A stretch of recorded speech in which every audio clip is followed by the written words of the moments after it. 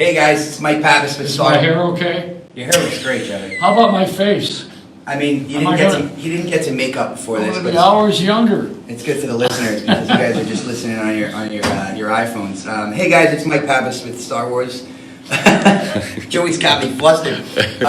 Rogue One, a Star Wars podcast for winners. This is a bonus interview segment with the late, the great, radio infamous, the originator of shock radio. Are you reading all this? Mr. Joey Reynolds. I'm not actually. I'm actually looking at myself talk. There's like a pulsating. Okay, I just want to see what. I'm watching how loud I am. It's like this pulsating. Oh, that's good. Yeah. Yeah. So I'm just. We used to have VU meters, you know. Well, now they have what they call the durometer, Yeah. which is color bars. Okay. So you see if you're overmodulating, you know, when it reaches the color. Red. Well, black, actually. Oh. Okay. Oh. Yeah. So basically, when the color dies out, You're done. you need You to stop. fade to black. You don't fade to red. You gotta lay off the whiskey. You're talking way You're too so loud. Greek. I am. Actually, Frank told you I'm Greek, but my family has a very Italian influence. My father was trained by an Italian chef. He was a chef. He was also an actor. And he was up for some roles in Sopranos, and he was in an Andy Garcia gangster film in the early 90s. My dad likes being Greek, but he loves Italians. Well, I used to ride a donkey in Santeria. Oh, beautiful. Yeah. Santorini. Yeah. Yeah. I heard blue and white. Yeah, everything's blowing away, but I heard these donkeys are suffering. Like, they put fat women on them, 2 fat guys on them, and these donkeys are just going up the hill, and some of them are falling down. Well, you're not supposed to say that anymore, since that treadmill guy Oh, bought yeah. a treadmill for his fat wife. Yeah. You know. And by the way, did you see this Peloton commercial that's out? I saw the commercial. Did you see it? I didn't think it was so bad. Everyone's saying Well, no it was one thinks it's bad. It's just that we're out of news.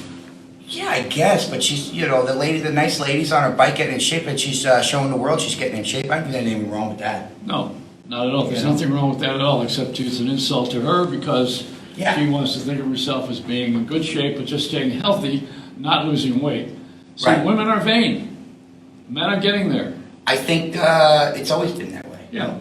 Well, yeah, because women rely on their beauty. You know, that's the way it goes. You know, the peacock has all the feathers. That's the male. I know. That's right. You probably know that. I know that, and that beauty is a lot of power. We can speak to Cleopatra, to it's Queen Elizabeth. This is what NBC thought when they had the peacock. They thought they were. It's a color network, you know. Now speaking peahen. Now, speaking of NBC, I just want to backtrack to a lot of our listeners a little bit younger, Joey. They may not know who you are. I know who you are because my father spoke about you. We're big radio guys, me and my dad. We fall asleep to talk radio. I know that you were a guy in the 80s taking over Stern's spot. My dad used to have a delivery job in 86, and he used to listen to you all day. And that's how I knew who you are. Yeah. And actually, I didn't know this when Frank approached me with you and me hanging out tonight. But then I told my dad, I'm going to hang out with Joey Reynolds. He's like, you don't remember? We'd be in the truck. We were delivering, my dad had this weird-ass magazine. It was called The Video List. You may remember it, from 1985 to like 1990, before Blockbuster came out, right when Blockbuster came out. And it was just a magazine of every VHS tape that was coming out that month. And like maybe some reviews and stuff, and he'd drop it off at bodegas, and he'd drop it off at Channel Video up on 86 in Amsterdam. I don't know if you remember, that was the first big video store in NYC with Joe Malone and his brother. I used to know those guys. But anyway, just so you guys know, this is a living legend. He's been tributed on Oprah. Back from the 60s, Frankie Valli wrote a custom song for him. He had the opportunity to run a Beatles concert in Buffalo. He's been on over 14 different radio stations. As of late in 2042. 42. I read that wrong. That's a huge. But Joey, why do you think he got fired so much? Because I'm an asshole. Well, but people like listening to assholes. Well, I know, but they didn't agree. Well, Look, I work for a conservative company. You know, we're in a different era now. You know, I think you were ahead of your time. Well, yeah, I still am. You still are. Yeah, because I still don't care. I know that. I didn't care, and I don't care. You didn't care about the money. You cared about what anybody else thought. You said, "Fine." Right. I'm still doing what I always did, which is to make it up as I go, and that's why I'm divorced, living with my ex-wife. I think just like you. I think that's why our friend Frank felt to bring us together. But besides the corporate franchise of Star Wars and emotion and fantasy that we're going to get to, which is actually what this is for, I think one of the reasons why is like I swing at the fences. I don't know what the hell I'm going to say next, and it's always brilliant or it's stupid, but it's so stupid that people don't want to hear it anyway. You know what I mean? So you were a radio personality in the late 50s. You were very, very young. How old were you when you first got on the radio? 13. You're 13 years old. What was your first segment? What did you do? Boys Club. I was on Boys there Club. trying to pick up girls. We had Friday dances, and we had a room upstairs where we played the music. Right. And the guys up there were getting laid. Nice. And none of us were doing real well, you know. Yeah. You go home with your hockey stick. So you were taking the boys that weren't getting any, you guys were coming together, sharing information on the radio. Well, I saw how people who were unattractive were still scoring. Right. And I figured, okay, I'm a fat kid, I'll do well here. Let's share this information with everybody, right? Yeah, no, so I got on the air. I started playing records, and I liked it. I thought it was good. Now, listen, the only reason I got on the air was not because I loved the music. I got on the air because I wanted to date. I wanted to have sex. Yep. And I was 13, you know, come on. That was a change, and I went to And it was a very conservative time in terms of media and all sex. boys school. Right. And the girls are coming in on one day a week on Friday from Mount Mercy. Yeah. We couldn't mount them, but we were able to dance with them, you know. Right. Which is more than you could ask for at that time. Yeah, we didn't know what the priests were doing at the time. Oh my God. And that's you know. No, the priests never bothered me because I talked. Well, they probably go for the quiet ones, right? So they can get away with it. Not with me. Forget you'd be running out, and the cops would be right behind you. I would tell them. I would say, hey, wait a minute, here's where you put your hand. Okay, so you started with the boys club. This was a way for you, I want to say, you know, for you and your friends to get laid, but I think it was more about giving the information to guys who are not so lucky. Well, not at the beginning. At the beginning, you have to figure out what you're here. I mean, come on, there's a philosophy behind this. You know, you get semi-serious about it. Yeah. First of all, no one has ever elected to come here. Yeah. To this planet, or to any planet, or out of the womb that I know of. I would like to have been born on Tatooine. But you don't have a choice. No one knows how they got here. Right. They only know the act of getting here, you know, the copulation, but they don't know, we don't know why we're here. We don't know how long we're going to be here. We don't know where we're supposed to go. So I would say we don't have too much figured out. So you got to make it up as you go. So at that age, I was going by the neighborhood. You know, we were the last white family in a black neighborhood, so I didn't have a racial issue then. Yeah. If I had anything at that point, it was, what are these white people trying to do to us? You know? I mean, you know, it's a different world. When it was a place where you grew up in a neighborhood, and it's hard to tell people that because, you know, when you get out of the frame of what it was, then you're going to be talking about everything historical. You know, why the country is the way it is. It's not my answer. I don't have the answer. I just know we've evolved, and in some ways we haven't even moved. So, in a lot of ways, I think, Joey, it's kind of really sad in my mind. In my make it up as you go. Yeah, for sure. Now, what neighborhood was that? North Division Street. They blew up the neighborhood in my honor. After I became the number one jock in well, actually they had an explosion in the factory. Okay. I kind of took it in my direction. I'm a little self-centered. Oh, that's but terrible. it was a neighborhood of Italians, and they degenerated. You know, one degeneration after another. Yeah. You know, we didn't have that great corporate wise guy scheme. Right. My family was not in that genre. And then you made it like the Irishman guys that we just saw on Netflix. Well, they're all actors. First of all, I mean the characters Irish. they're portraying in New Jersey, Philadelphia, and New York City. You know. Well, do you know any of them? Well, I don't. I'm too young. Can I share something with you? I'm too young. I'm probably saying something I shouldn't say. That's fine. This is I only got 6,000 people listening to me, and they're all young Joe people. Pesci happens to have an autistic child. Okay. He happens to be one of the most lovely human beings you'd ever want to meet. He's the exact opposite of Vinny, of what you think he is. That's beautiful. And I was at the 80th birthday party for Tommy DeVito. And incidentally, I didn't get a theme song from Frankie Valli. I got one from Bob Crew, who produced the Four Seasons, because I made the record a hit. And I didn't take any payoff. So what they did to give me money, I'm diverting for a moment. That's fine. To get money, what they did was they hired me to go on tour with them. So my weeks off, so my weeks off, they gave me $1,500, which is good money back then. To go on the road. 1960. 66 or something like that. And I'm on the road with them for a week at a time. Yeah. And I would get paid. That's how they paid me. Well, so and I haven't seen the show. So $1,500 a week they'd give you to go on a road. At that time, right? you know, they sent me money. Well, yeah, but now that's equivalent of, I'd say, $5,000-$6,000. Yeah, a week, it was good money. It was a good way to make some money. Yeah, and without being corrupt. You know, without lobbying, they call it now. It's all bullshit. I know. You know, and all this is all we're doing the same thing. We just call it something different. But let me go back to the other story because I'm like I'm rewriting myself. I segue with you. It's great. Go ahead. Okay, so Tommy DeVito of the Four Seasons, Yeah. who's the one that went to jail because of counterfeiting. of the season. It's in Jersey, boys. He came out, and Tommy's a really good friend. So Joe always wanted to be in the band, and they never let him in. He was a short guy who had some music ability. He still wants to sing, he still does that. Yeah. And he's real nice, and he was friends with Tommy. Tommy really was the glue for the group. He was the glue. Yeah. And when Tommy got out of jail, Joe took care of him by hiring him as a driver, but really it was a way to pay him.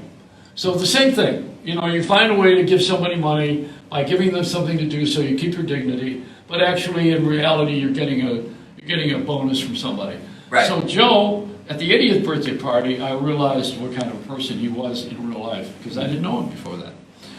Tommy I knew real well. Yeah. And I still see Tommy. I'll go to the Consumer Electronics Show. I'll be there again in January. I don't stay at his house. You guys hang out a little bit. But I always hang out with him. When I opened Reynolds restaurant at Caesar's Palace, he was on the red carpet. He's the one guy that has never lost the street sensibility. And credibility. He's from Orange, Jersey, And even when I went to the Italian club there, where they smoke stogies and they make pasta, and the guys still play cards and they smoke because... Are they on cigars these days? What are these guys doing? Stogies. Stogies. Italian crooks, but we don't call them the guys that. Yeah. That's cigarette. So, it's a culture. And we have, as Boy George said years ago, a culture club. We're in a culture club right now. You're in one right now. The Republican Party is a culture club. The Democratic Party is a culture club. We got a lot of these clubs. My idea of a party is to go to Chuck E. Cheese and break open a balloon. Yeah, these days the kids like to go to this place called Dave & Buster's. Have you been there? Yeah, sure I have. Of course I have. Got all these new technological video they have games. VR stuff. But there's one that has all of the games that Which one's was that? ever invented. What's that? And it's, where did I find that one? It was just multiple orgasms for the kids. Yeah, it's basically like every game from every generation. Every one that you could think of playing. In New York City? Where did I see that? I never had a chance to take the kids, so it wasn't in New York. Where was it? It's got to be Vegas. It's got to be Vegas. No. They got this big arcade in Vegas. Is an adult playground. No, but they got this big arcade in Vegas. They have like every generation video game. It was crazy when I was there. They're in trouble. Really? Yeah. Vegas is... Well, we'll talk about that, but let's continue along the lines of, you now... How can you have all these casinos and have everybody go to this island of paradise, It's kind of rough to... That is true. So we're still fighting the Indians.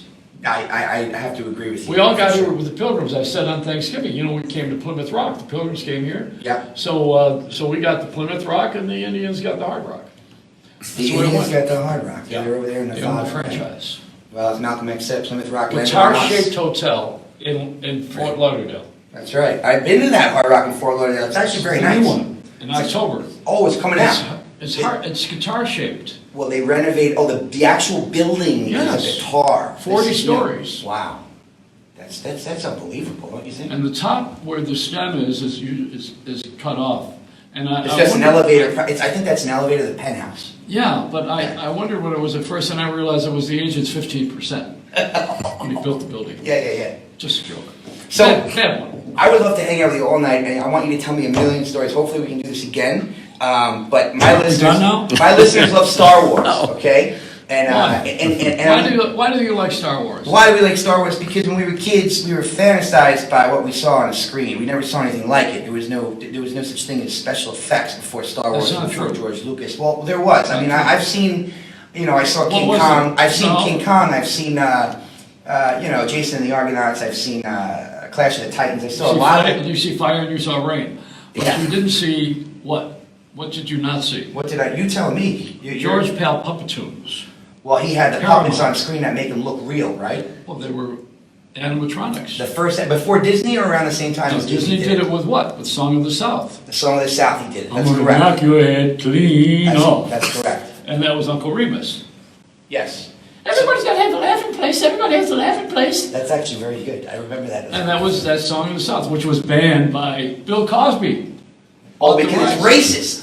But Bill Cosby called racist. It was an anti-racist. Everything's racist. Well, we are racist. We're black, we're white. What are you talking about? I'm going to bring this up because my listeners, and you're going to want to talk about this, and they brought this up. Now, we've got this new streaming service. It's called Disney Plus, right? Yeah, well... You pay $6.99 for this thing. Now, let me tell you something.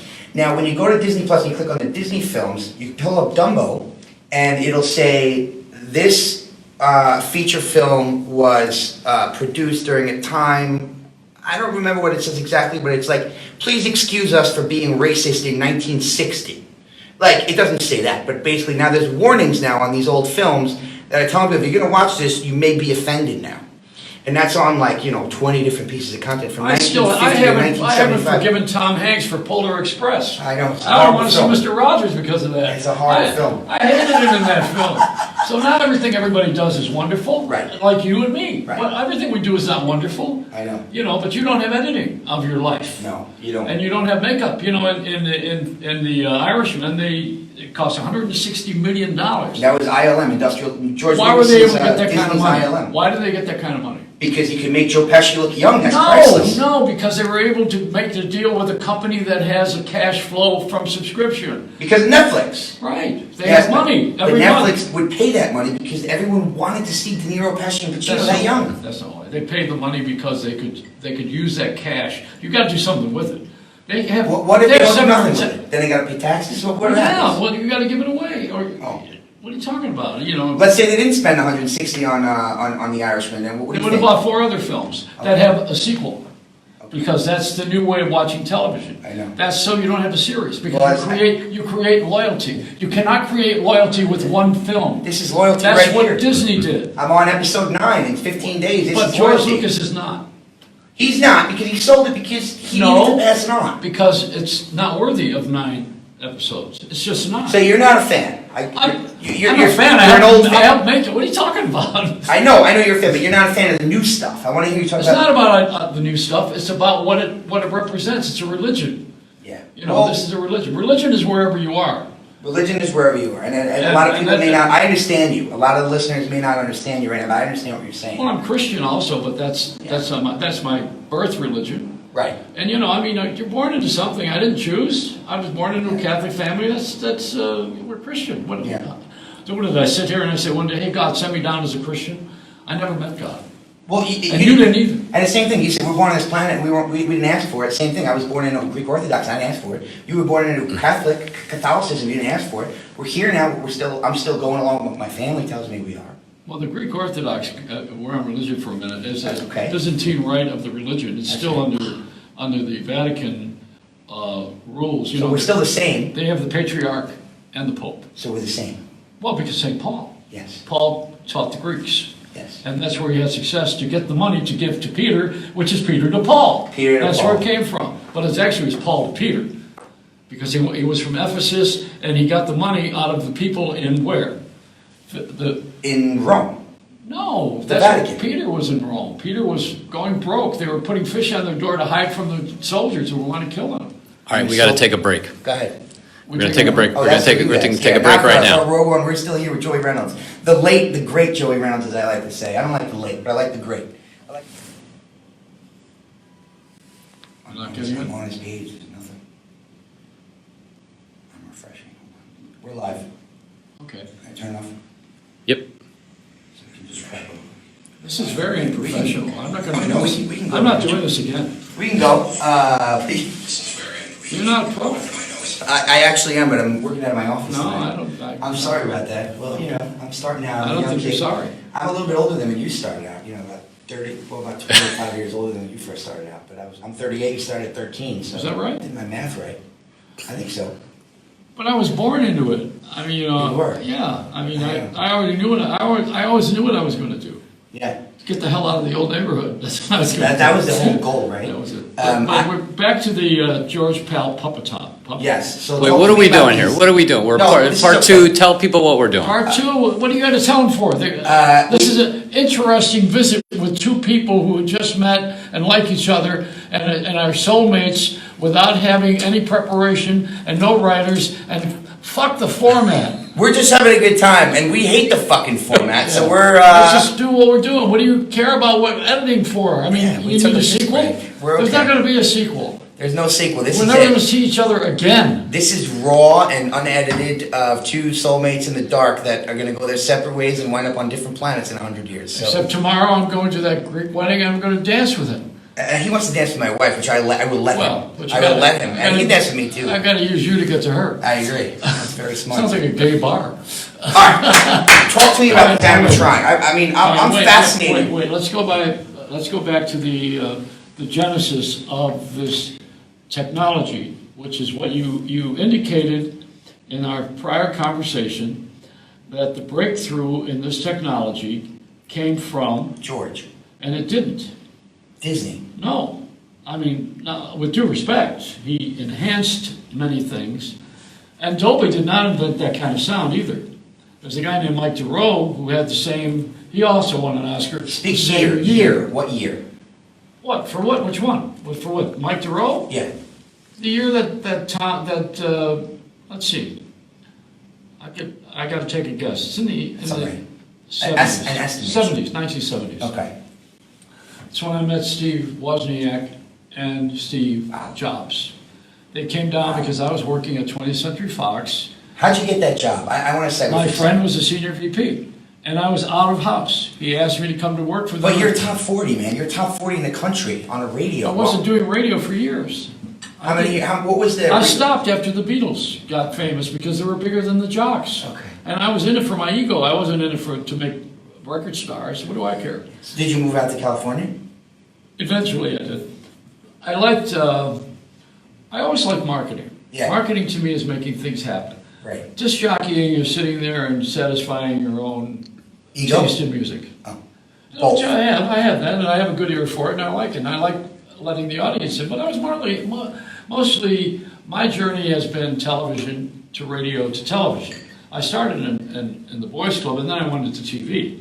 So, the television I was on was a dance party show on Saturday, and the guy who was on there dancing was Michael Bennett, who was Mickey DeFilia. That was his name. He's an Italian kid from Buffalo. Mm-hmm. And so, he went on to do Chorus Line, mm-hmm. and Dream Girls and other things. Anyway, we're going back to the George Lucas beginning. His secretary was from Buffalo. Okay. George's secretary is from Buffalo. That was a connection for me. Okay. Because I was famous in Buffalo on the air. And she was a fan. So I had a good connection with him when he had his little office. Now, this is George Lucas's direct secretary? Yeah. He had a secretary who was... I know. After he had done American Graffiti. Yes. She was with him. Can we get a name? And I was friends with Can we get a name on the secretary? I forgot. Okay. But okay. You're going to tax me with everything. No, I'm not. I'm not on Jeopardy. I'm not, Joey, at all.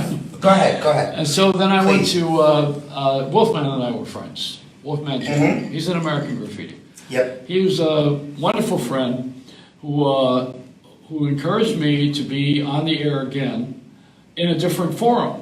So he came to New York when Midnight Special was a big success on television, and he on Saturday night would come. It was a Friday night show, Midnight Special, taped. Yes. But on Saturday night he was in New York on WNBC, and he took me with him to do news, comedy news, writing news. The same day that Chevy Chase went upstairs and did Saturday Night Live, what I was doing on radio, he was doing on TV. So that's the parallel there. And Johnny Carson's son was involved, and we would smoke pot on the roof. So give me a little bit of something to say. I know, Joey, let me ask you, do you think a lot of the SNL, even today, 30, 40 years later, do you think a lot of the SNL news, world news comedy skits comes from a lot of the background of you and a lot of your colleagues? Well, I don't take credit for anything because we're all imitations of life. Something came from someone else before I was here. Yeah, and that's the way it goes. You were comedy news before SNL had comedy news. I was there the same day. But I love Chevy Chase. I'm Chevy Chase and I am the news. Yeah, I remember that day. Those days. It was wonderful. Everything that's good and everything that works is good. Yeah. And right now things aren't working. That's why they're not good. If I have to get up and watch Ryan Seacrest at 9 o'clock, I don't think I'm going to set my watch and say, I wish I could put you in a time machine, turn you into Ryan Seacrest's age, kill him, and pretend you're Ryan Seacrest. Well, he was pretty. When you're pretty, it's cosmetic. I've got tons of videos of you at that age. You're not as, they put makeup on them. It's different. Well, they never put makeup on you back then, that. They should have. Yeah. But the thing that happens with you in life is you follow your own star. And even right now, I'm jumping to something, but I want to go back to the Star Wars because that's your focus. Okay? Yeah, that's my focus. I want to finish this point. That technological advancement was George Pal at Paramount which is, you worked for Paramount Distribution. I did. So, you know, Paramount Pictures before Robert Evans. Yes. When it was a Gulf Western company, before that. Before Viacom got involved, by the way. Well, that was much later. That's all stock stuff. I'm the young. Well, and they're stupid. So, you know, young and stupid don't go together. But, you know, what happened with that company, Paramount, was they had inventive, they had technological advantage. But the best in Hollywood was MGM, because they had the best labs. So when I did the work for Star Wars, I did not use 20th Century Fox. We owned General Deluxe Cinema. Deluxe Cinema rivaled Technicolor and invented CinemaScope. I'm going to back up for my listeners really quick. When Joey says when he did the work for Star Wars, and I should have did this in the beginning, Joey worked on the Star Wars LP vinyl record of the Star Wars story that included voiceover from the actors and sound effects from Ben Burt and 20th Century Fox / now Lucasfilm that told the story over record. And in 1977, there were no VHSs, there wasn't even a Betamax. Basically, the only way you could hear Star Wars at home was through this record.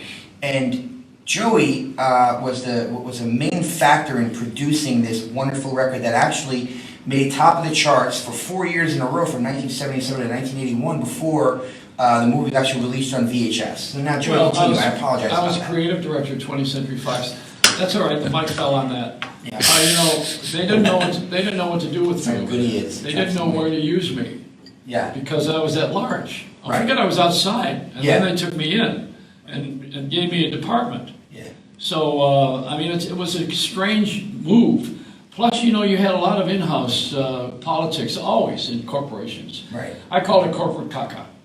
And, you know, at that time, you had 3 presidents to answer to. I don't mean politically. You had Alan Ladd as president of the division, the film division. You had, Bill Donnelly was the corporate guy, CFO. And then you had the record division was Russ Regan and my friend Harvey Cooper. Everybody was in on this, and Herb. I forget what were the splits? Do you even know the financial splits on this deal? Who's? You know, from the record company to the production company to We the all studio. We all were one. We all did everything, but everybody took a bow when it was a hit. But before it was a hit, nobody wanted to give them any money to finish the goddamn film. That's the story.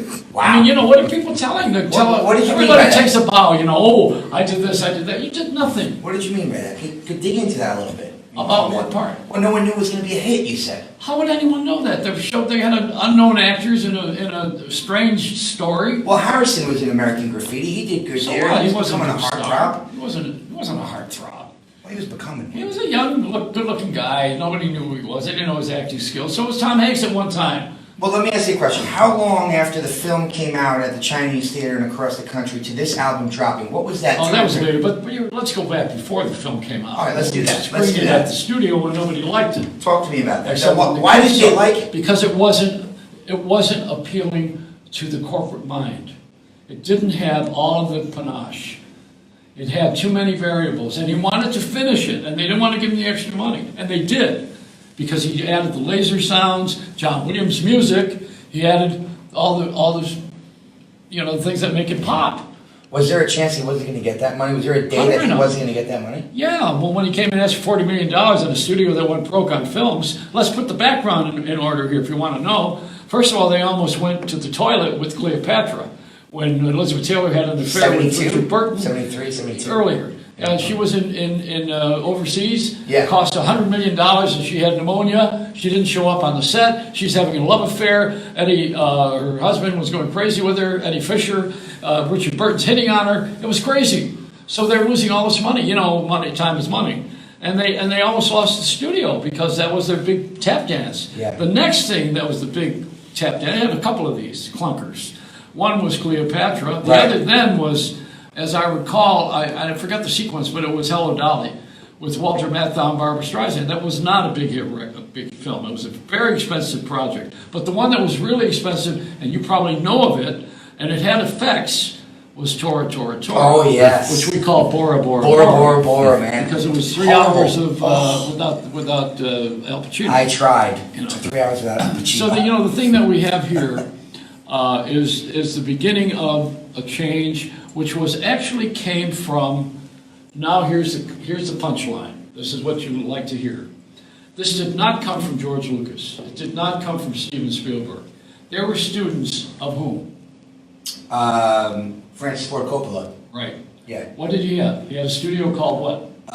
Zoetrope. Yes. What did he do? He did video. Yes. He did the. I could have answered a few of these. I could have answered a few of these. All the overshoots were video. Yes. And so were the B-rolls. And Yes. so was everything he could edit every day and look at it. And Right. he created his own genre. Yeah. So he was actually the creator. Are you saying because of the knowledge of the mentor to the student that Francis Ford Coppola is the mastermind behind the student's work? I don't know, the way you say that Dick behind is the mastermind behind me, you know. I mean, everybody comes from somebody else's stuff that they've pioneered. But the way that they shot, they learned it from Francis. Oh yeah, I think you pick up, you know, first of all you have an ability. I mean, you know, George Lucas is a great talent. And imaginative. I think he's a crappy director. I think he's an amazing storyteller and editor. No, I don't think he's a great director. He's a great director. And I disagree with that. And I think also that, I think Walt Disney's a bad company. But let's not say why. Well, that's a different... They bought 20th Century Fox. Why didn't they do it then? You and I going down that path right now is going to take us off topic. I would love to do that. No, it's not off topic, because they own the film. And they paid billions of dollars for this franchise because they only know how to franchise. They don't know how to be creative anymore like they were in the early days. To make a franchise of Frozen? Come on. Yeah. What, another cartoon of the same thing? With the same players doing, you know, on different I believe that they're a laboratory of emotional science. I think they are a bunch of dunces that lost their way. Well, how about that for somebody to say that for a change? Well, I agree with you. Thought out, he would come in and kick everybody's ass. I agree because they lost the thing. You know, starting that Disney Channel, you know what the Disney formula was? What? It was generational. Every 7 years, they would release Cinderella, Bambi, Pinocchio. And they put it in the vault. They put it back in the vault. Why? For 7 years. Why? Why? Because it's get people excited again. No, it's the next generation. You wait for the kids because to get older. Because it was kids. It was about the kids. All family. Yeah. It was family. Right. Now, if you could tell me that Walt Disney is making all family films now, you'd have to be very selective. Yeah. They're under that umbrella, but it's not, you know, now it's more under the money umbrella. Mm-hmm. And, you know, I mean, I'm not finding everything wrong with making money, but see, we shifted our consciousness. What used to be on television, we had a series, we had loyalty. You had loyalty. Yes. Now everybody's on their own, and they don't know how to do it. They don't. I know. I agree. So you know, when you're on your own and you don't have any guidance, you don't have any discipline, you know you're in the wrong army. I agree. And that's what we're doing. You know, where everybody makes it up as they go. It's They're not about a woman on a treadmill. It's not us. What are we talking about? We're letting these like Disney. You're letting television run. Television is first of all run amok. Anyway, television is over. There's no television. There's a phone. Streaming. There's a phone. There's a phone, but you can still stream. That's not TV. But you can stream on your phone. Now it's a phone. You stream a show on your phone. It's a phone. But that's not TV. They don't use it for a phone. Apple's selling a camera. Yeah. They're competing in this generation with Kodak. They're the Kodak of this generation. They're selling the 11 phone is about pictures. It is, but it's also about media. It's all about media. But media's lost. There's no TV guide. There's no libretto. There's no Casey Kasem. No one knows where to go. You only know that when someone farts and it's funny and they light their ass with a flame. Well, that you watch 4 million. Well, you're talking about viral video. I'm talking about these OTT streaming services. I'm talking about Netflix. Well, let's talk about Netflix. Netflix is dying. You know, it's dying because of Disney Plus and Hulu and Amazon Prime. No. I didn't finish the sentence. They're dying to get into the film business. But they need, see, the thing that keeps... The Irishman's the start, right? Do you know that film at the beginning in a theater? Yeah. Well, Irishman is not in a lot of theaters. Do you know why? Because they only brought it in... Joey? Who are they? Go ahead. The devils. No, who's they? The Netflix people behind the scenes, the evil people. You think they sat there and planned this? The evil people. Boy, are you I believe that... Joey, let me. Go ahead. I believe that it was in limited theaters only to have Oscar capability. No, and Netflix wanted the streams on there. Well, why else would it not be? Because the theater owners don't want to run a 3.5-hour movie that they're only getting 10% of.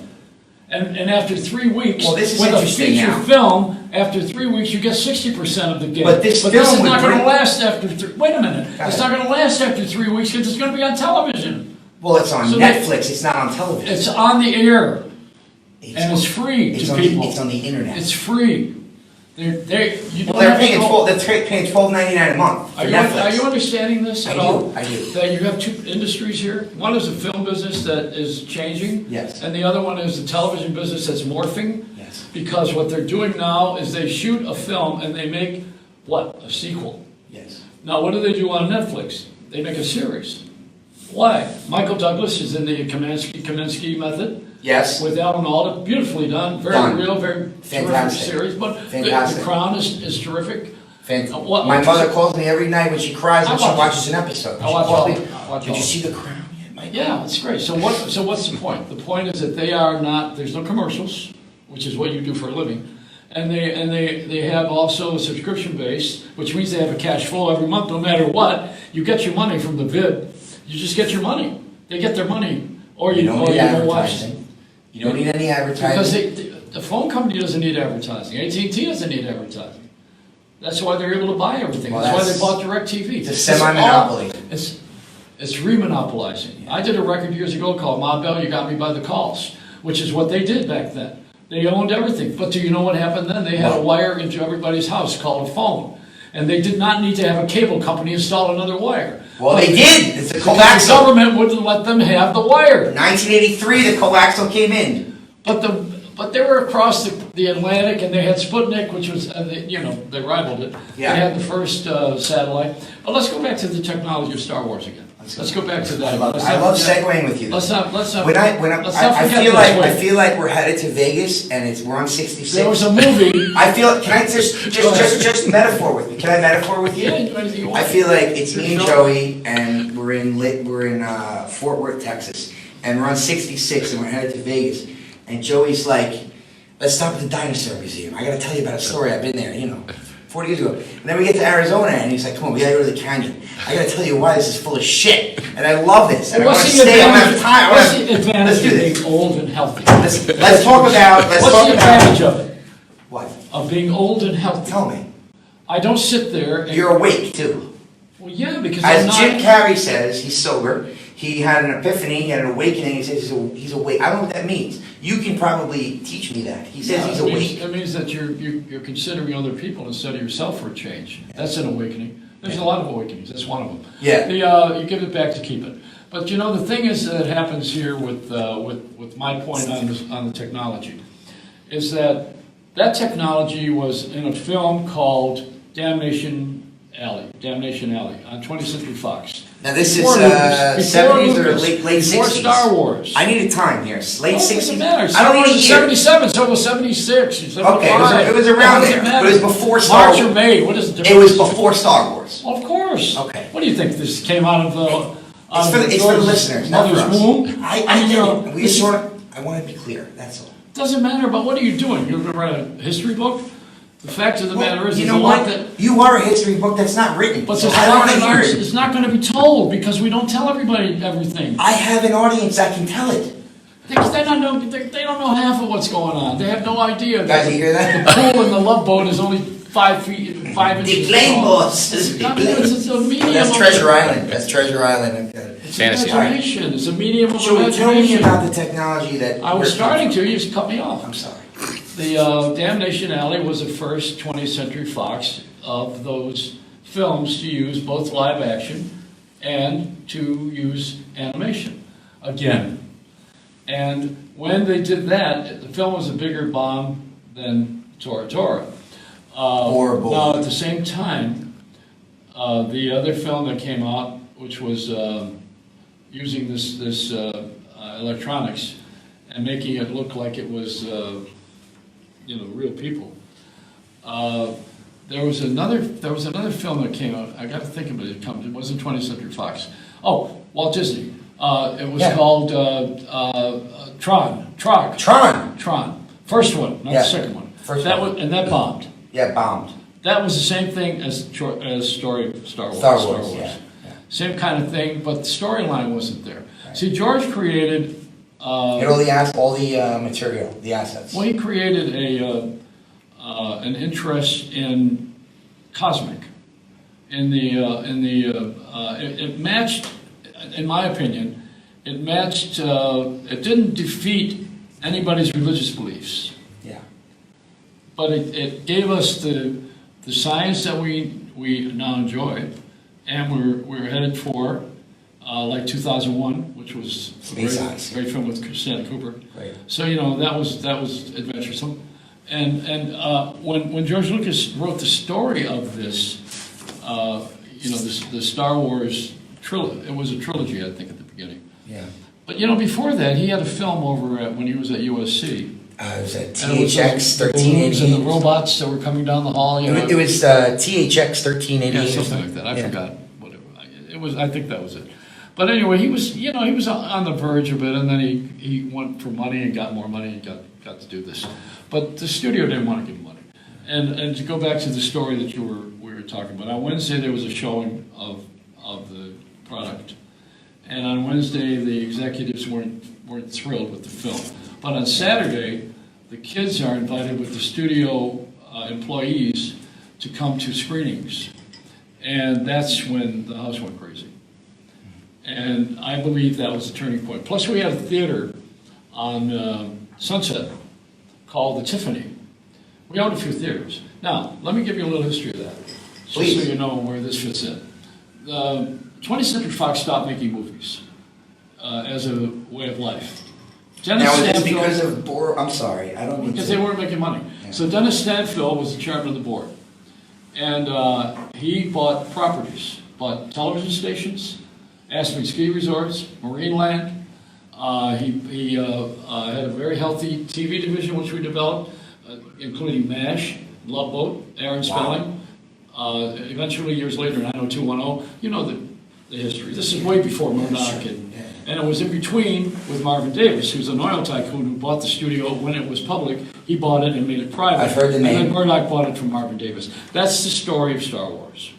Really? The story of Star Wars is that this is all about money.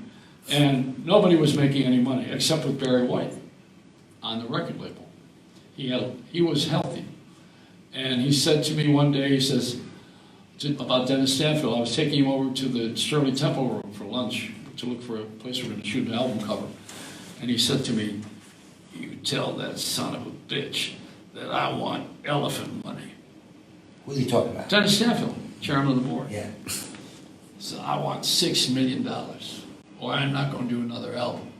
And he was a producer, famous, wonderful producer, and very, very smart. So Barry and I used to fight all the time. About? Everything. Because he was next door to me, and I'd always argue with him. And he'd see me and make the sign of the cross and back up. He wasn't even Catholic. I mean, that guy was... when I went out to his house in Oaks, he had 2 cars, one facing either direction, and he had 2 pools. I said, "Is that one for each leg?" So he wasn't thinking I was funny. But I had a good time with him, and he had a lot of respect for me because everything I did with him, we won Grammy Awards and stuff. So he was a wonderful guy to work with because he was an asshole, and you got to be that. You have to be. You got to be out of the box. You got to be ruthless to get there. Well, you got to think out of the box. You got to think. You can't do what the public wants, because if you do what the public wants, you got to be a sheep. Public is followers. You need a leader. They pay for albums and they pay for, and their traffic. Well, I don't say I don't like people. That's not. No, that's not what I mean. But the public is your money, your lifeblood. No. Do you realize that right now? I mean, we're going to get off the Star Wars thing. Well, I'm not done yet. I had to ask you a big question. What do you want to know? Well, you've been through so many adventures that you may not realize how important this question is, and you don't think it's important at all. But there's these 2 images up here. You see these images? I got in trouble for one of them. I made a garbage can out of R2-D2 to put in the theater lobby, so that when you come out and you drop your popcorn in it, you think George Lucas liked his figure being a garbage can? No, but it's genius because we all thought that R2 was... Is that genius? But I'll tell you why it's genius. I'm going to tell you why. Because for some of my older listeners and our older listeners, for Johnny and Hawes' sake, You know, we always considered R2 like a walking garbage can. You know, we always considered that. Always the kids. Electrolux vacuum Star Wars was for the kids. It was an Electrolux vacuum cleaner before the Shark. I agree. Now, I think a lot of listeners may be confused on how Joey was involved in Star Wars. I've got these two images here. You can't see it listening to this podcast. You can go to the Joey Reynolds Facebook page. There'll be a live video. I'm going to actually copy the URL to our Rogue One Army page. And there's two images here that are basically images from the Star Wars LP vinyl record from 1978, I believe. It came out in 78, I believe. Am I correct? Could be late 77. Maybe Christmas 77 to 78. And before we had VHS, before we had VCRs and stuff, as I mentioned earlier, this told the story of Star Wars with Ben Burtt's special effects. Carrie Fisher, Mark Hamill, and Harrison Ford's voiceovers with Anthony Daniels as C-3PO and don't forget John Williams' music. John Williams' music. But also there's another guy. There was another guy. There was Miko who did a story. Not only that, we can't forget James Earl Jones as Darth Vader. We can't forget Peter Cushing as Grand Moff Tarkin. We can't forget a lot of Obi-Wan Kenobi. Peter Cushing was in the Rocky Horror Show. He was. Now, who was Obi-Wan? That was our first. Let me take you there. Take me there. You're going to bamboozle me with this. I'm on Star. We got to stay on this Star Wars real quick. But there's something that led to it. Go, tell me. Don't you want to know what led to it? We do. We want to know the history. What are you sitting? You're going to talk about a product that. Tell me. People could buy and tell me. They want to listen to the music. So what?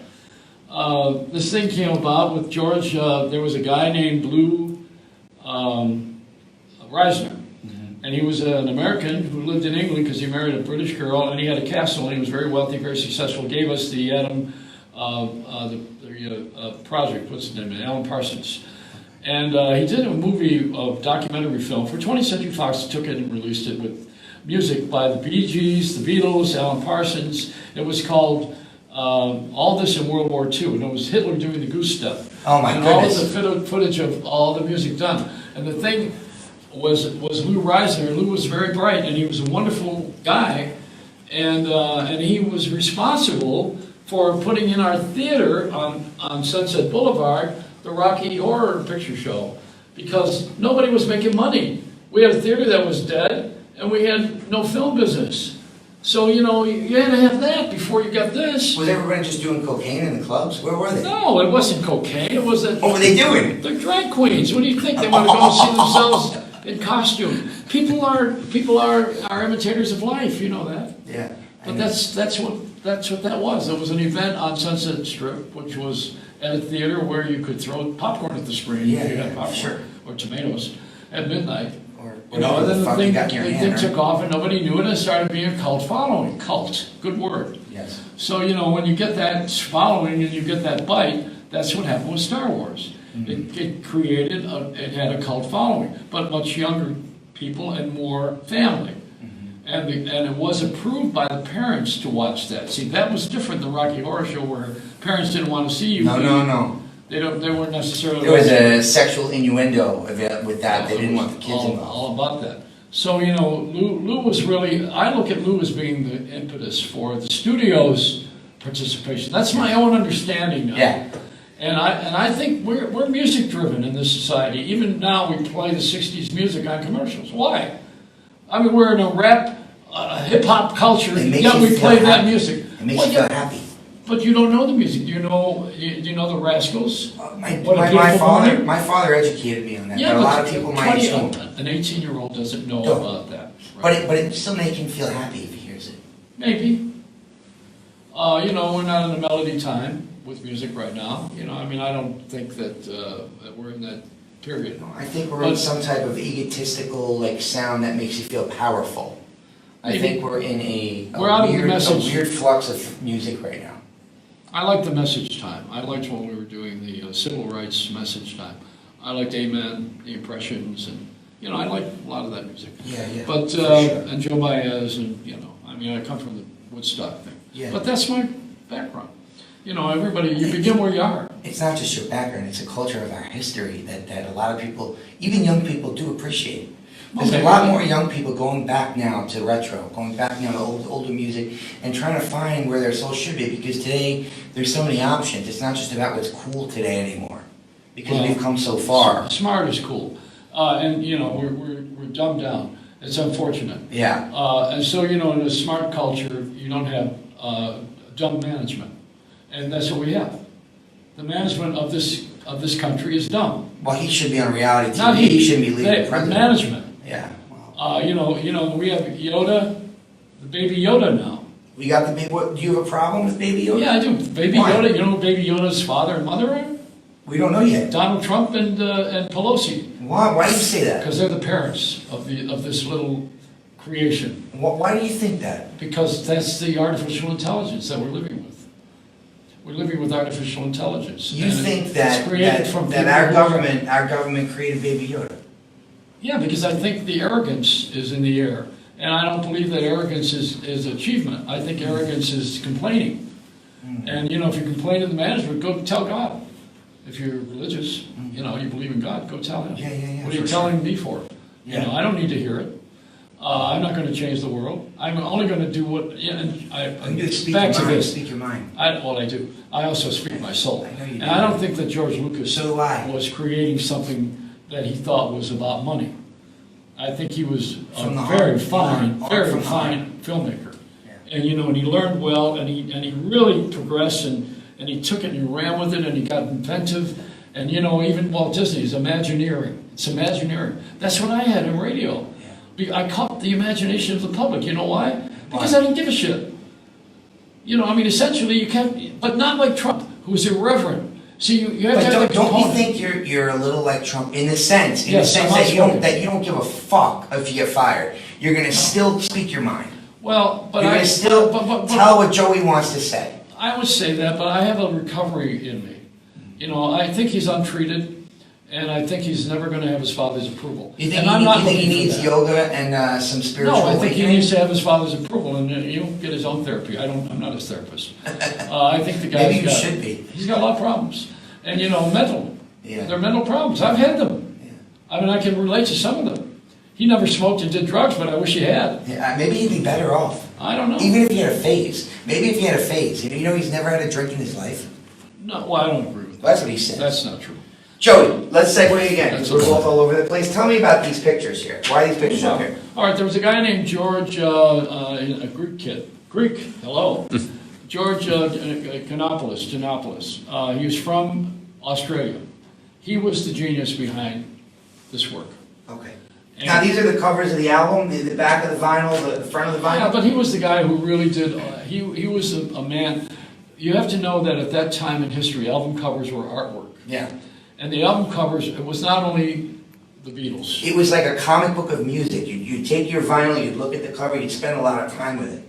And you put your vinyl in. What was behind it? It was a ritual. It was a ritual. Well, what was because- behind it? Let's go into what my job was. Oh, go ahead. I was a Tell me. creative director. That's what I've been waiting for. Why was I brought in house? What do you do as a creative director? Trained to appreciate the fine art of lithograph, the fine art of color separation, the fine art of using laser technology as it existed, of setting type, of making things appealing so that they would have some art form. That's what we were doing.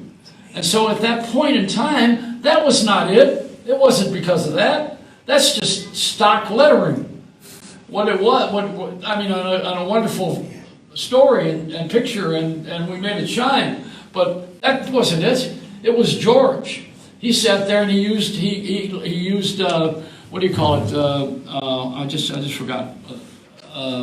Airbrush. Yeah. And you know, he You said would he airbrush came from stuff? Australia. He was Lou Reisner's brother-in-law. Yeah, I know that. I knew that. Lou Reisner's I know. wife At the was time. British At the time. Yeah. and Australian, and George and his wife Jill worked with me, and we were assigned together, outsiders, and I was made the creative director, and I had him and like 18 people. You know, you have an art department and you have a creative department, and so no one takes credit. You know what I did in my office? You know what my office was? Tell us. I learned very early on that everybody has an ego bigger than mine, and mine was pretty large. So what happened was we had one sheets on the walls of everything that we were releasing, working on. Concept art, storyboards. Every film, even Ulysses, which was bigger than Dolly Parton's bust, a bigger bust than hers. Oh my goodness. You know, we had everything that you could imagine, and people would come in, the Doors. Ray Manzarek would come in, he had Night City. He says, where's my stuff? You know, well, it's buried under Turning Point. There's so much shit Turning over Point there, was Herbert Ross, was a very fine director. And a dance spectacular with Baryshnikov and Shirley MacLaine and Annie Bancroft. We all won Oscars for that. But you know, and that was another album, another music, all music. Music is driving the bus. It still does. I think it still does. John Williams drove the bus. And he's still doing it today. That's the key, because it sends us on a, you know, Emotional, heightened. It does. Without the music, you don't have a story. You just have another person talking. You just have another loud voice at the end of the bar. That's what Trump is. So I know. It's just another loud voice at the end of the bar. Just a guy who brags about himself all day. I know. I do that. I feel like I could do his job. The way he does it. Well, anyway, we're back to him. But let's go. I mean, I wouldn't do it the way he does it. But I mean, like, I'm more capable to do it. Anyway, let's go back to the film. All right, so now in the office, I had all of these one sheets. So I worked with a guy named Evan Maurer who did an 18-camera multi video. What do you call it again? Multi audio video show. I forgot what the word was. Multimedia. What was it again? Multimedia. Multimedia. Thank you. It was an 18 slide projectors, and everything on it was beautifully done because of his genius, Evan Maurer. Now, you don't hear about him, but Evan did one of the things he discovered. We had the Watts riots in LA, and we had the police, Chief Davis, with the cops coming out of the sewers with weapons. Out of the sewers, he said? Sewers, because there was a war going on between the blacks and the whites and the burning of the city of LA, the Watts riots. And what did it say across there? What did he say to the troops? May the force be with you. Wow. So now, that's real life. That's like Rodney saying, why can't we all get along? Which is also part of that generation. So now, you know, we have a lot of people came into this thing. That's what I'm saying. But the ones who take the bow are all these big shots. You know, I did this, I did that, I got his name here, his name there. Take credit? Come on, I mean, you know, everybody did something. Yeah. But the one who really did something is not one. It's a team. It's an effort. It's everybody who put something into the kitty. Because without every piece of that puzzle, it would have never got done. So you can't blame it. You can't give yourself credit. I don't know. I mean, I know that there's a tendency to blame someone when we fail. And there's but when we succeed, we're always pointing who had the most points during the win. Yeah, it's a human condition. George may have had the most wins, but without his team, he would have never succeeded. Well, it was his film, so you got to say that. Well, and he was a catalyst, and he was the brainchild. But without the people that he had backing him and working on it, it would have never got done. Oh, that's the same with everybody, though. It's all teamwork. That's correct. So but nobody does anything alone. Yeah. So what I'm getting at is these unsung heroes who don't even care to take a bow. I mean, Georgopoulos is his name. He doesn't want to take a bow. He don't care. The Greek kid. Yeah, he's back in Australia. He didn't want to have an American child, so he went back there to have the child. He left. Melbourne. Right in the middle of it. In the middle of it, he left, and he opened a shop on the side with airbrush. And he did other album covers. He did, I think he did ZZ Top and Aerosmith. He did a lot of things. Anyway, I was very much involved in the arts. That's what I'm getting at. Joey, were you involved in the actual audio of the LP, of the vinyl? Yeah. Were you involved? Of course I was involved in all aspects. Did you ever say in the editing of how the LP sounded? Kind of. You were in the room when those decisions were made? Kind of. I mean, everybody. Yeah. This is a meeting every Wednesday. And there was Russ Regan. Russ was the. But there's how many people in the room? Russ discovered Elton John. Yeah. And the Bee Gees. And Barry White. I mean, come on. Was George in the room a lot of times? Well, in the recording room, sure, but not in these finished tape. Yeah. The finished product stuff, it was all sent to him.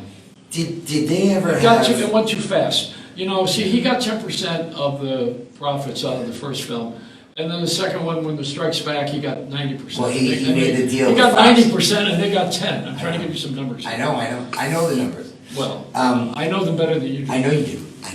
Because I know what 10% means. It means they're going to take a lot of things off of it. Right. Now, I want to ask you a very good question that I don't think has ever been answered in terms of, from my knowledge, so you can talk about this stuff 40 years later. You can't talk about this. I love it. You can't talk about it back then. We talk about it now. I would never work. No way. You'd be out of a job. Now, no, I was out of a job anyway. But you know, I went to run Wayne Newton's company. And I brought everybody, I became president of his company.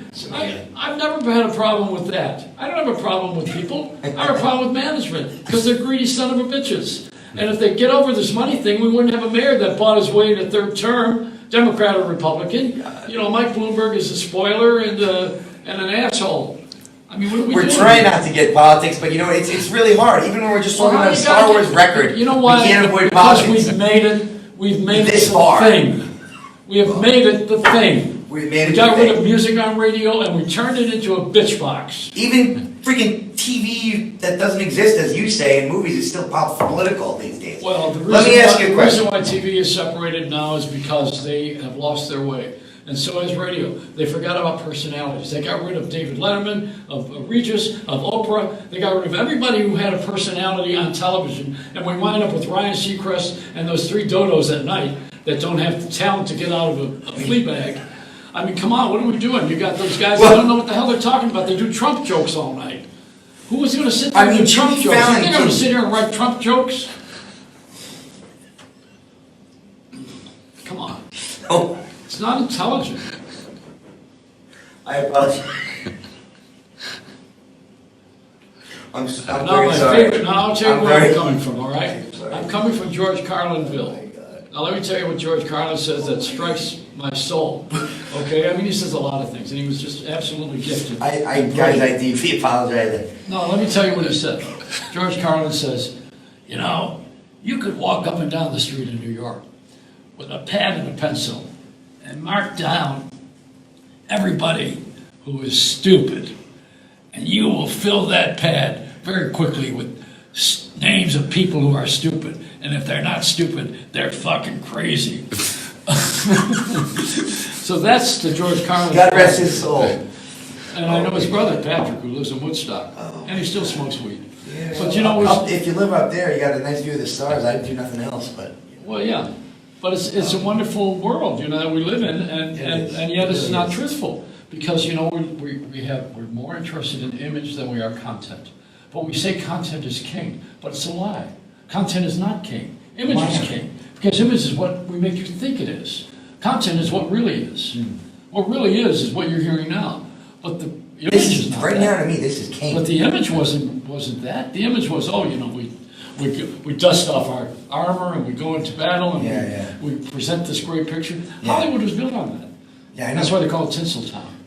It's Tinseltown, and it's also fancy. And now I want to tell you something else you mentioned about Star Wars. Let me tell you where I did all the work. Tell me. All right, first of all, the announcer and voiceover guy was Rod Roddy, who became the announcer on The Price is Right. Now, he was the narrator. The narrator, and right. I read about this gentleman. I hired the commercials. Fantastic. You know why? Yes. Because he was doing the Love Connection with Chuck Woolery, and then he went on to do Soap. Yes. With Billy Crystal. Yes. Playing a gay guy. and you hired this gentleman. I hired Rod Roddy. He was my friend. I brought him to Hollywood. Yes. I brought him. He was my friend. Yeah. So Rod, I worked with in Buffalo. And he's the narrator on the Star Wars Story LP. Yeah. So I hired him to do all the spots. Now the commercials I did, which were filmed. Yeah. Film. You know what film is? 20th Century Fox. Deluxe. Colored by Deluxe. Yeah, I know it very well. So you know what I did? What? I went to MGM. Ooh. Because it was better. And what did I use? What artists did I use for the films, for the commercials? Disney. Wow. I hired the Disney artists. I did my optical work at MGM, and I told everybody to go screw themselves at Fox. And they almost fired me because when the bills came in, they were paying for other studios that were competing with us. This is amazing to me. So there's that story. So you had the right to hire people at MGM, hire people at Disney. Well, I didn't have the right. I took it. You took the right. Yeah. Now, but you're still under the Fox paycheck. Yeah, Did you ever see the story of Star Wars commercials? Of course I have. Who do you think did them? You. And your MGM, well, MGM and Disney, and Roddy, I and Evan Maurer, because and Georgopoulos. Hello.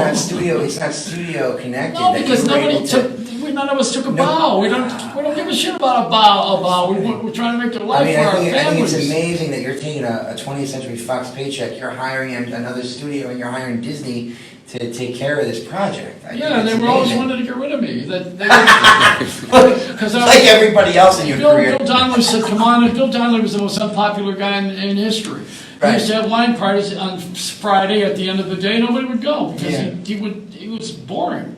Why would you go to hang around with him? He's a CIA agent who sits there in the company and watches their wall. Getting good with him. Shit about power. Well, a lot of people do. Nobody you and I don't. You and I don't give a fuck. Everybody dies and nobody follows you with a Brinks truck. You and I know that, but a lot of people are manipulated. George Lucas is not sitting there counting his billions of dollars. That's why he could have got $12 billion. He took $4 billion, and then he gave $2 billion to charity. By the way. Maybe. And he opened the museum with another $1 billion. Maybe, but there are those who aren't generous too. Do you ever speak to George? Let me see. No. You ever spoke Why to him? would I? Were you in a room with him? Yeah, but I'm not going to talk to him. I mean, I don't work for him. I know that, but you were in a room with George. What? You have to be. And were you talking about your projects while he was in the room? No. No. So what was going on when you were in the room with George? Pay attention. You were listening to George.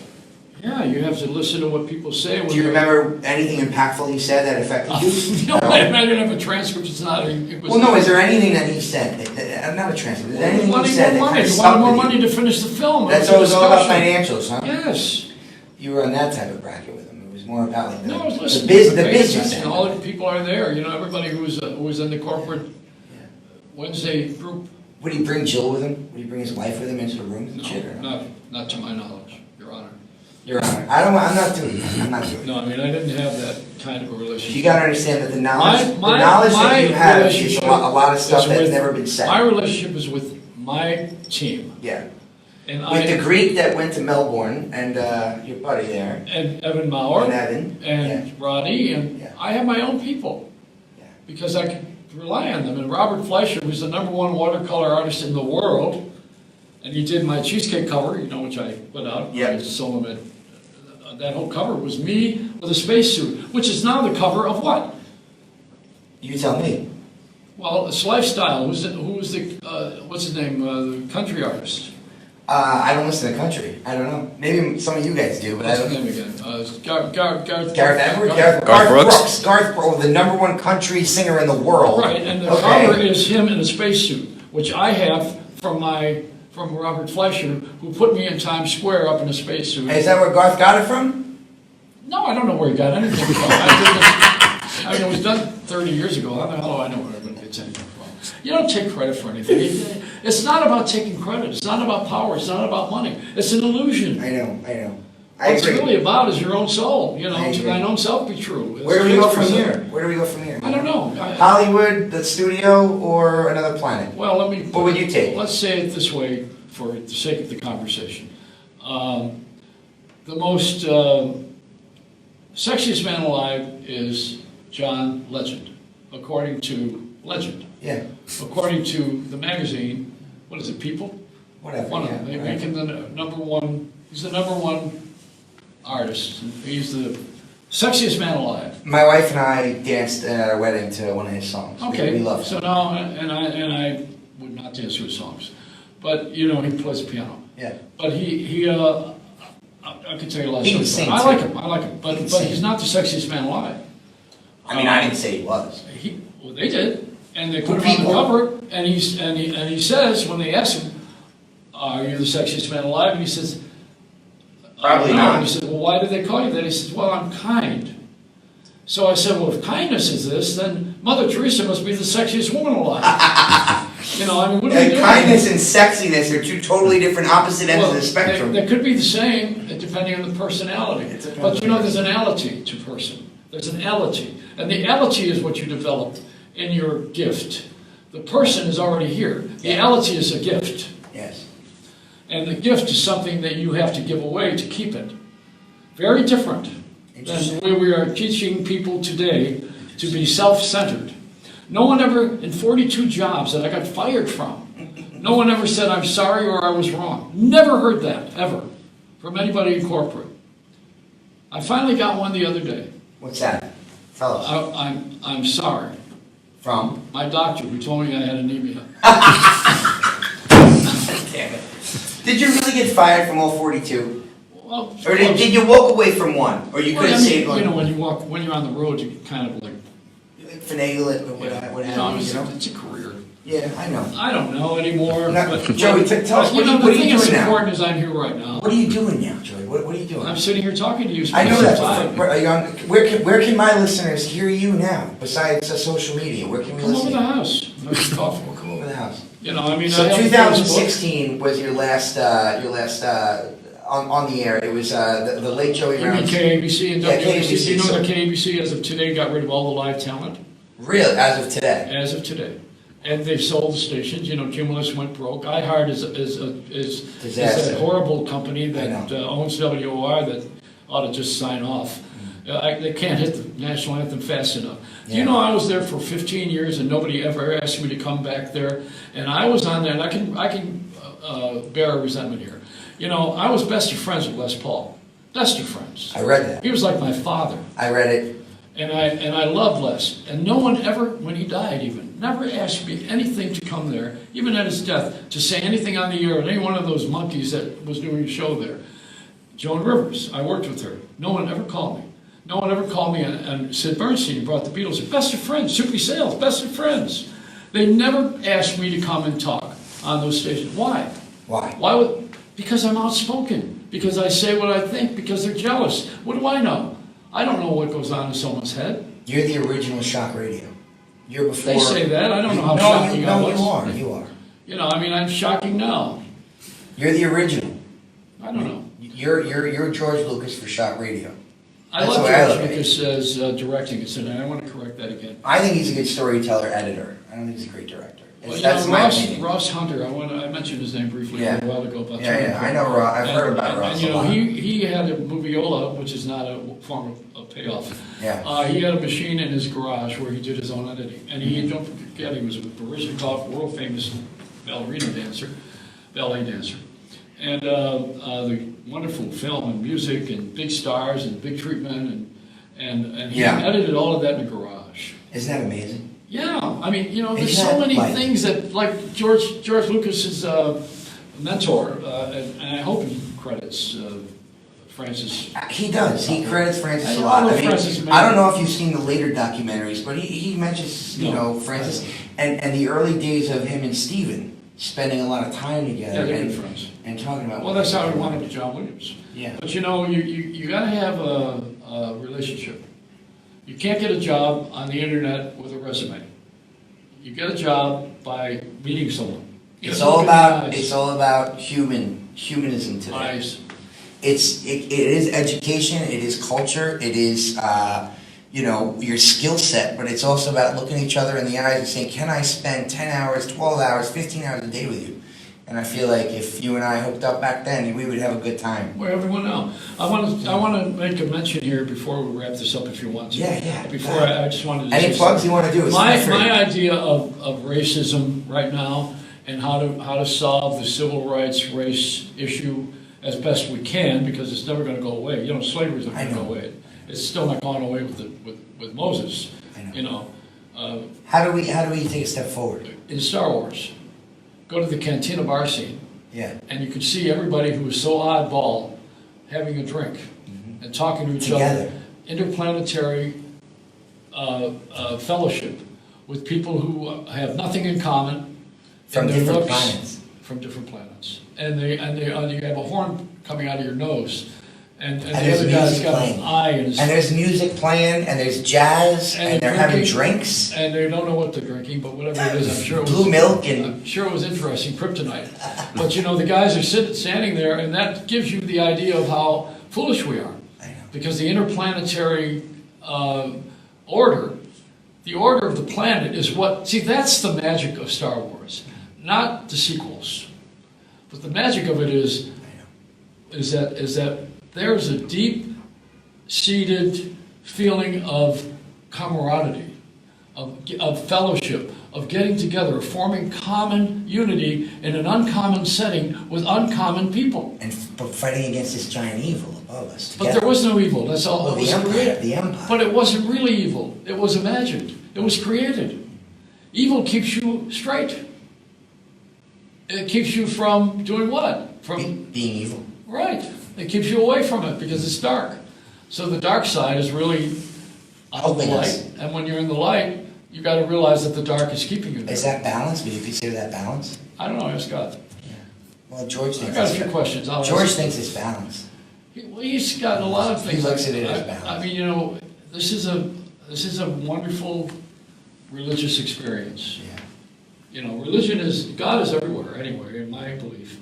And wherever you go, God's with you anyway. Wherever more than one is named in His name, that's my belief. But everybody's got a different one. We all came here with different beliefs, different religions. But it's interplanetary, too. Yeah. It'd be great to have a sequel to our lives. What do you think happens? What do you think happens after this, Joey? Before we close out, where do we go from here? As a country, or as a world? As humans. Oh, we're getting better. You think we got another shot after this from our learnings? We're getting better. Do you have any contact with young people? You're just trying to make a baby now. Yeah. You know what that baby's in for? I don't want to think about it. But well, don't. Please think about it. It's going to be wonderful. Right. We've evolved into such a great cosmic society where it's positive. It's not negative. See, we talk negative because it sells. But what really sells is the Thanksgiving meal where everybody sits down and thanks each other for being there and sharing a meal. Yeah. That's really the best. That's beautiful. That's and you're going to a wedding tomorrow, the Greek wedding. That's sharing of something, and that'll be wonderful for that couple to see that and have that in their memory bank. Can't wait. Not going to sit there and talk about elections. No, absolutely not, Joey. Absolutely not. So the thing that I see is nothing but a great future for everybody, and I think we've all contributed to it, and I think we're continuing to do that. We evolve, and there's going to be, you got to dig deeper. This is a Rocky Road ice cream. It's not vanilla. It's Rocky Road, and it's interesting, and it's not for everybody, but it is definitely available. Everybody can have a piece of the pie.